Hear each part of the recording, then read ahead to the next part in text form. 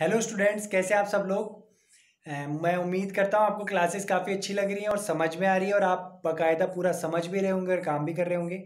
आज अपनी इंग्लिश की ऑनलाइन क्लास है और इंग्लिश में अपन 2 चैप्टर और एक पोएम यानी 3 चैप्टर पूरा कर चुके हैं। लास्ट में अपन ने अप्रैल शावर्स पढ़ा था, तो मुझे उम्मीद है कि आपने उसके क्वेश्चन आंसर सब कॉपी में कर लिए होंगे अच्छे से।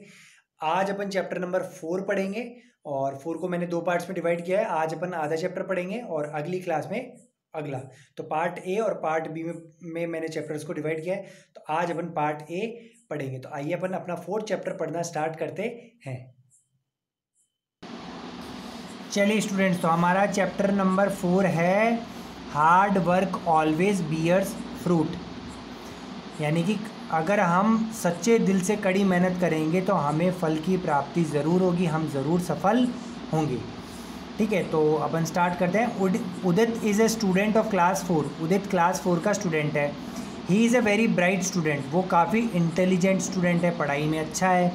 उदित also play in the sub junior basketball team of school. Sports में भी अच्छा है। बास्केटबॉल की जो जूनियर टीम है उसके अंदर खेलता भी है, यानी ब्राइट स्टूडेंट, यानी पढ़ाई में भी अच्छा है और खेल कूद में भी अच्छा है। He is good at drawing too. और वो ड्राइंग करने में भी अच्छा है, अच्छी ड्राइंग बनाता है। Udit has won many prizes in drawing competitions in his school. और इसने स्कूल में जो ड्राइंग कॉम्पिटिशन होते हैं उसमें कई प्राइज़ जीते हैं। All the teachers liked him and he is liked by his classmates too. सारे टीचर्स उसको काफ़ी पसंद करते हैं और उसके क्लासमेट्स भी उसको काफ़ी पसंद करते हैं। लाइक मतलब पसंद करना। करेंगे ही, टीचर्स क्यों करेंगे भाई, पढ़ाई में अच्छा है, खेल कूद में अच्छा है, ड्राइंग में अच्छा है, तो टीचर्स तो सब पसंद करेंगे ही। Is very gentle and helpful boy.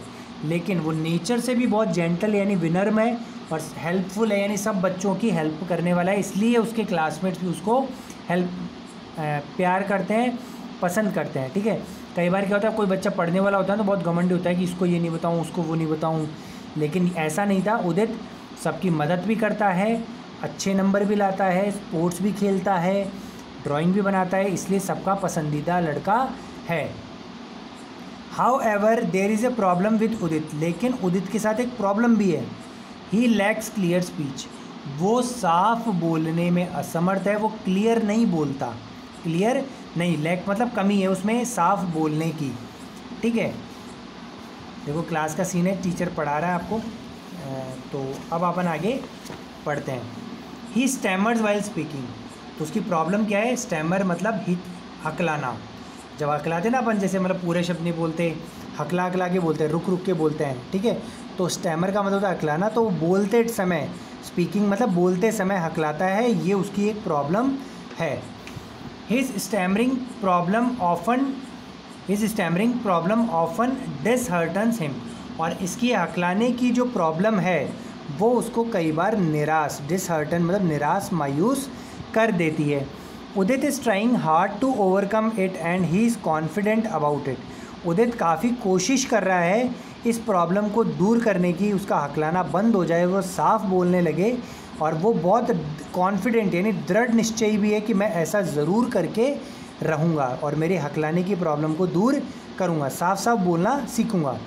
His parents always support him and encourage him. और उसके माता पिता उसे सपोर्ट्स यानी सहारा देते हैं इस बात के लिए, और एनकरेज यानी उसको जोश बढ़ाते हैं, उसका उत्साह बढ़ाते हैं कि तुम ज़रूर एक दिन हकलाने से की प्रॉब्लम से दूर हो जाओगे और साफ बोलना सीख जाओगे।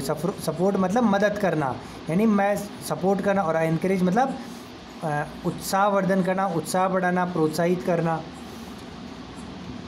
तो आगे क्या हुआ, Udit visits doctor Aarti with his mother every day. अब उदित डेली डॉक्टर आरती, एक डॉक्टर आरती, तो उनके घर जाता है एवरी डे, डॉक्टर के पास जाता है every day. Doctor Aarti is a speech therapist.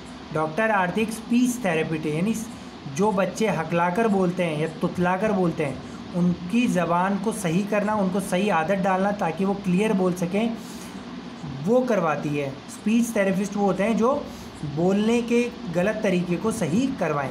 And many children visit her clinic for speech related problems. और बोलने से रिलेटेड जो प्रॉब्लम्स होती है, तुतलाना, हकलाना, रुक रुक के बोलना, अटक अटक के बोलना, तो इन प्रॉब्लम्स को दूर करने के लिए कई बच्चे उनके पास आते हैं। Udit is also taking speech therapy with doctor Aarti, और उदित भी डॉक्टर आरती के पास स्पीच थेरेपी, थेरेपी का मतलब होता है एक तरह का इलाज, तो बोलने का, सही बोलने का इलाज करवा रहा है। He is working very hard, many times he feels tired, और वो बहुत मेहनत करता है ताकि अब उसके हकलाना रुक सके, वो साफ साफ बोलना सीख सके, और कई बार तो वो ये इतनी कोशिश कर करके थक भी जाता है। टायर्ड मतलब थक जाना, फील मतलब महसूस करना। He has to prepare for class test और practice for his matches, but he makes sure that he never misses his speech therapy session with doctor Aarti. अब उसे देखो डबल काम रहता है, उसे क्लास के टेस्ट भी तैयार करें, यानी क्लास टेस्ट हो तो लर्न भी करें, और जब वॉलीबॉल के मैच हों, जो वो खेलता था, सॉरी बास्केटबॉल खेलता था, तो बास्केटबॉल के जो मैचेस होते हैं उसके लिए प्रैक्टिस भी करना, तो वो ये काम भी करता था। लेकिन फिर भी स्पीच थेरेपी यानी जो अपने बोलने को ठीक करने के लिए डॉक्टर के पास जाता था, उसको कभी नहीं मिस करता था, अपना काम भी करता था, अच्छे नंबर भी लाता था, स्पोर्ट्स में भी पार्टिसिपेट लेता था, और उसके बाद इतना टाइम निकालता था कि डॉक्टर के पास जाके स्पीच थेरेपी यानी बोलने, सही बोलने की क्लासेस ले सके। देखिए फ़ोटो में देख सकते हैं, ये हमारा उदित है और ये डॉक्टर आरती, और उसके पास स्पीच थेरेपी लेने के लिए आता है। His parents are also working very hard to boost his confidence, और उसके पेरेंट्स भी बहुत मेहनत कर रहे हैं ताकि उसका उत्साह बढ़ा सके कि उदित तुम ज़रूर कर सकते हो, डेली थेरेपी भी अच्छे से लेते रहो और एक दिन तुम्हारी हकलाना बंद हो जाएगा।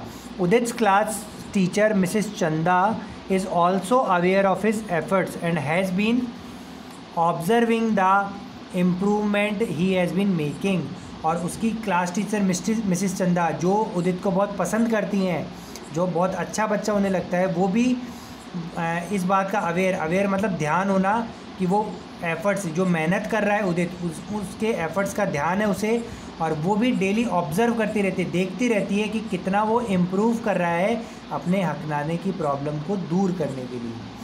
ठीक है। वन डे मिसेस चंदा made an announcement in the class, एक दिन मिसेस चंदा क्लास में आई और क्लास में एक अनाउंसमेंट यानी घोषणा की, students willing to participate in the extempore competition may raise their hands। तो उसने क्या कहा कि बच्चों जो भी इच्छुक है, विलिंग मतलब इच्छुक है, पार्टिसिपेट करने के लिए एक्सटेम्पोर कंपटीशन, वो अपने हाथ ऊपर उठाएं। एक्सटेम्पोर कंपटीशन, एक्सटेम्पोर मतलब ऐसा कंपटीशन होगा जिसमें बच्चे को एक टॉपिक दिया जाएगा और उसे बिना तैयारी किए स्टेज में आके सामने उसके बारे में बोलना है, क्लास के सबके सामने आके बोलना है। तो एक्सटेम्पोर मतलब होता है बिना तैयारी के, तो ऐसा कंपटीशन जिसमें बिना तैयारी के भाग लेना है। नॉर्मल तो कंपटीशन बोल देते हैं भाई कल आपका ये टेस्ट होगा, परसों ये कंपटीशन होगा, तो आप तैयारी करके आए, लेकिन अभी आपको बिना तैयारी के बोलना है अचानक से। Among the several raised hands was Udit hand too. अब कई बच्चों ने हाथ उठाए पार्टिसिपेट करने के लिए, तो उदित ने भी अपना हाथ उठाया, क्योंकि उदित बहुत होशियार था, हर चीज़ में भाग लेता था, तो उसने भी अपना हाथ उठाया। Mrs Chanda noted down their names and on finding Udit's names she smiled and said good Udit. Udit also replied confidently thank you. और मिसिस चंदा ने जब नाम लिख रही थी बच्चों की भाई कौन कौन भाग लेना चाहता है, तो जब उसको उदित का नाम भी मिला तो उसने स्माइल किया और उदित को बोला शाबाश उदित, और उदित ने भी रिप्लाई किया कॉन्फिडेंटली थैंक यू मैम। ठीक है, तो बच्चों अपन यहीं तक पढ़ेंगे आज अपना पार्ट ए यहीं पे समाप्त होता है। अगला पार्ट अपन अगली क्लास में पढ़ेंगे और अगली क्लास में आपका चैप्टर समाप्त हो जाएगा।